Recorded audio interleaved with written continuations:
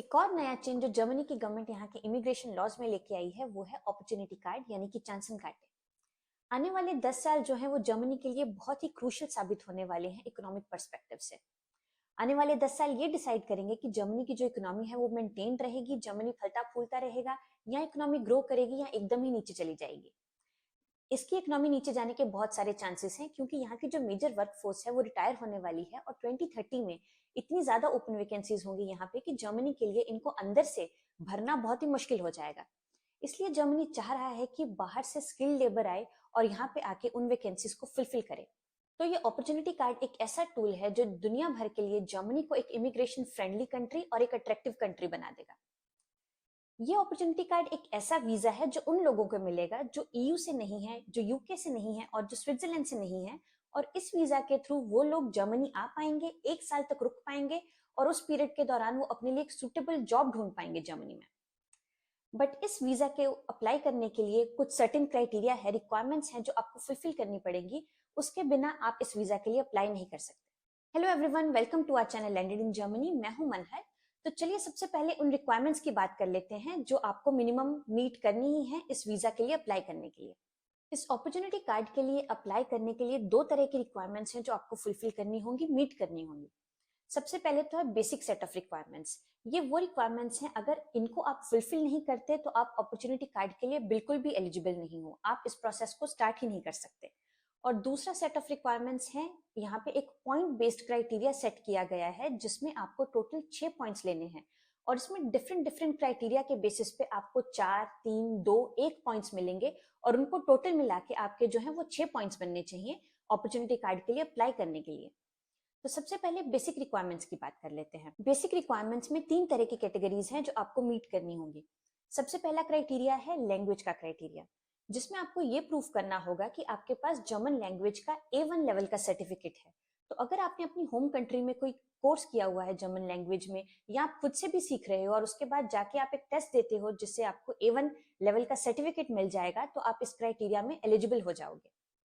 अगर आपका जर्मन सीखने में कोई इंटरेस्ट नहीं है तो आपके पास दूसरा ऑप्शन भी है।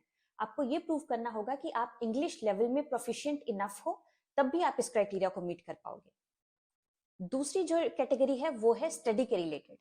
आपके पास 2 साल की ड्यूरेशन की एक यूनिवर्सिटी डिग्री होनी चाहिए, या आपके पास एक वोकेशनल ट्रेनिंग का सर्टिफिकेट होना चाहिए, जैसे कि इंडिया में होता है ITI डिप्लोमा सर्टिफिकेट्स।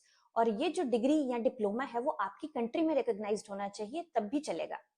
जनरली अगर देखा जाए, जो भी वीजाज, वर्क वीजाज जर्मनी देता है दूसरे स्किल्ड वर्कर्स को जो दूसरी कंट्री से आ रहे हैं, उनमें ये रिक्वायरमेंट होती है कि जो आपकी यूनिवर्सिटी क्वालिफिकेशन है या एजुकेशन डिग्री है वो जर्मनी में भी रिकॉग्नाइज्ड होनी चाहिए। बट अपॉर्चुनिटी कार्ड के लिए गवर्नमेंट यहाँ पे रियायत दे रही है कि अगर आपकी जो एजुकेशन है वो आपकी कंट्री में भी रिकॉग्नाइज्ड है और वैलिड है, तब भी आप इस केस में एलिजिबल होगे। बेसिक रिक्वायरमेंट्स में तीसरी कैटेगरी है फाइनेंशियल सस्टेनेंस की। जब आप इस वीजा के लिए अप्लाई कर रहे होगे उस टाइम पे आपको ये दिखाना पड़ेगा, एक प्रूफ देना पड़ेगा कि आपके अकाउंट में 11,208 यूरोस के इक्विवेलेंट आपकी करेंसी में अमाउंट पड़ा हुआ है। इस प्रूफ को दिखा के आप जर्मन गवर्नमेंट को ये प्रूफ कर रहे हो कि जब आप जर्मनी आओगे, 1 साल तक यहाँ पे रहोगे, जॉब ढूंढोगे, उस दौरान आप अपनी लाइवलीहुड को मेंटेन रख पाओगे उस अमाउंट के साथ। अगर आपके पास ये ऑप्शन नहीं है तो यहाँ पे एक दूसरा ऑप्शन भी है, क्योंकि अपॉर्चुनिटी कार्ड आपको अलाउ करेगा जब आप अपने लिए एक स्टेबल आपके प्रोफेशन की जॉब ढूंढ रहे हो, उस दौरान आप एक पार्ट टाइम जॉब भी कर सकते हो जिसमें आपको 20 घंटे काम करना होगा 1 वीक के अंदर अंदर। और अगर आप ऐसा सा कोई कॉन्ट्रैक्ट किसी भी कंपनी के साथ अपनी होम कंट्री से बैठे हुए ले पाओ, तो आप इस कॉन्ट्रैक्ट को भी शेयर कर सकते हो एज अ प्रूफ, जो गवर्नमेंट को प्रूव कर देगा इन द एंड कि आप उस टाइम पे भी अपने आप को इस जॉब के थ्रू अपनी फाइनेंशियल सस्टेनेंस कर पाओगे। तो अगर आप इन बेसिक रिक्वायरमेंट्स को मीट कर रहे हो तो कॉन्ग्रेचुलेशंस, आपने पहला पड़ाव पार कर लिया है। मतलब आप अब एलिजिबल हो सकते हो इस वीजा के लिए, आपके चांसेस हैं इस वीजा को अप्लाई करने के लिए कि आपके पास ये एलिजिबिलिटी है। बट दूसरा पड़ाव ना भूलें, ये जो दूसरी कैटेगरी है ये भी बहुत ही जरूरी है इस वीजा को अप्लाई करने के लिए। तो इस दूसरी कैटेगरी में एक पॉइंट बेस्ड सिस्टम है, जिस पॉइंट बेस्ड सिस्टम में आपको टोटल 6 पॉइंट्स अचीव करने होंगे। तो इस पॉइंट बेस्ड सिस्टम में अलग अलग क्राइटेरिया है जिसके बेसिस पे आपको 4 पॉइंट भी मिल सकते हैं, 3 पॉइंट भी मिल सकते हैं, 2 पॉइंट भी मिल सकते हैं और 1 पॉइंट भी मिल सकता है। तो इन टोटल आपको 6 पॉइंट्स चाहिए एलिजिबल होने के लिए इस वीजा के लिए। तो 4 पॉइंट्स की बात कर लेते हैं सबसे पहले। आपको 4 पॉइंट्स तब सीधे सीधे मिलेंगे अगर आपकी जो प्रोफेशनल क्वालिफिकेशन है, आपकी यूनिवर्सिटी डिग्री है, वो जर्मनी में भी रिकॉग्नाइज्ड है, या आप एक रेगुलेटेड प्रोफेशन के पार्ट हो, यानी कि टीचर्स, नर्सेस, डॉक्टर्स या इंजीनियर्स।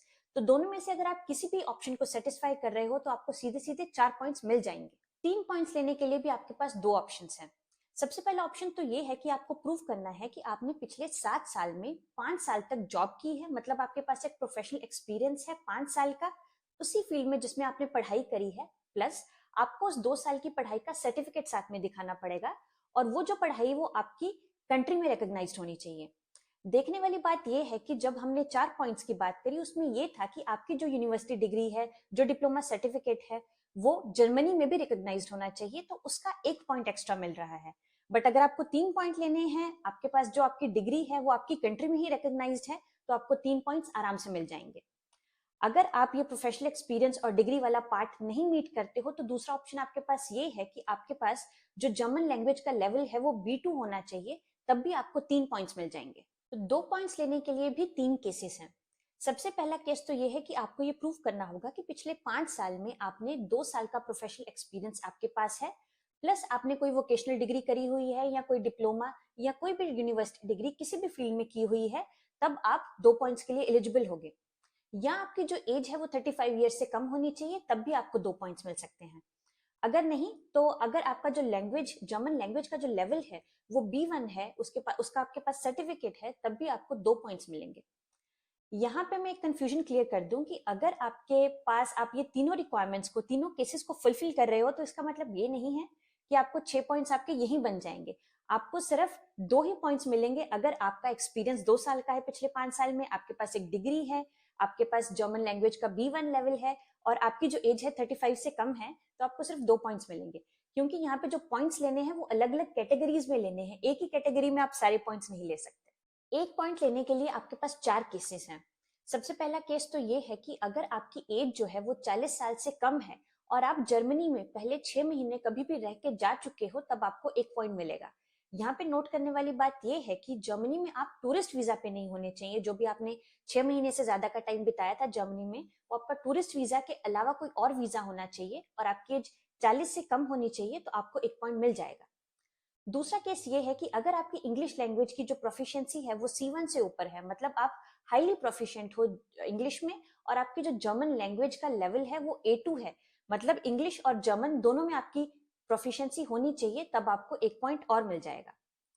तीसरा केस ये है कि अगर आपकी जो वोकेशनल ट्रेनिंग या जो डिग्री है वो आपकी ऐसे फील्ड में हो रखी है जो जर्मनी में ऑफिशियली लेबर शॉर्टेज एरियाज हैं, जैसे कि रिसर्चर, डॉक्टर्स, इंजीनियर्स, ये सारे लेबर शॉर्टेज में आ रहे हैं, तो अगर आपकी डिग्री ऐसे से किसी फील्ड में है तब आप 1 पॉइंट ले सकते हो। और जो लास्ट केस बनता है वो ये है कि अगर आप अपने स्पाउस के साथ अपॉर्चुनिटी कार्ड के लिए अप्लाई कर रहे हो, मतलब आप डुअल एप्लीकेशन कर रहे हो, आपका स्पाउस भी एलिजिबल है अपॉर्चुनिटी कार्ड के सारे क्राइटेरिया में, और आप भी अप्लाई कर रहे हो अपॉर्चुनिटी कार्ड के लिए, तो आपको 1 पॉइंट एक्स्ट्रा मिलेगा उसके लिए।